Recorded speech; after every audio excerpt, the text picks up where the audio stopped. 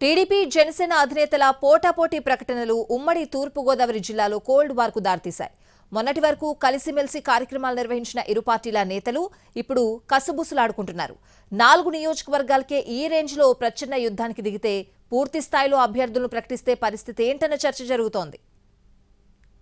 ఏ స్థానాల్లో పోటీ చేయాలన్న అంశంపై ఒక అవగాహనకు రాకముందే తెలుగుదేశం జనసేన అధినేతలు చెరో 2 స్థానాల్లో అభ్యర్థుల్ని ప్రకటించడం గందరగోళంగా మారింది. ఇరు పార్టీల కేడర్లలో అసహనానికి కారణమైంది. మండపేటలో మరోసారి సిట్టింగ్ ఎమ్మెల్యే జోగేశ్వరరావును ఆశీర్వదించాలని అదే వేదికపై నుంచి చంద్రబాబు కోరడంతో జన సైనికులు ఒకంత షాక్కు గురయ్యారు. ఇందుకు ప్రతిగా రాజానగరం, రాజోలు అభ్యర్థులను పవన్ కళ్యాణ్ ప్రకటించారు. అయితే అప్పటి నుంచి జిల్లాలో 2 పార్టీల నేతలు ఎడముఖం పెడముఖంగా ఉంటున్నారు.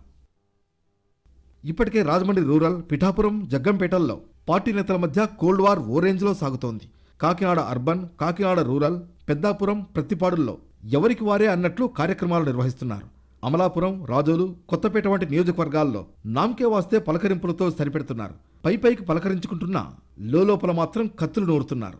కేవలం శాంపుల్గా 4 నియోజకవర్గాలకే ఇంతలా రగిలిపోతే మొత్తం స్థానాలకు ప్రకటిస్తే పరిస్థితి ఏంటని కార్యకర్తలు మాట్లాడుకుంటున్నారు.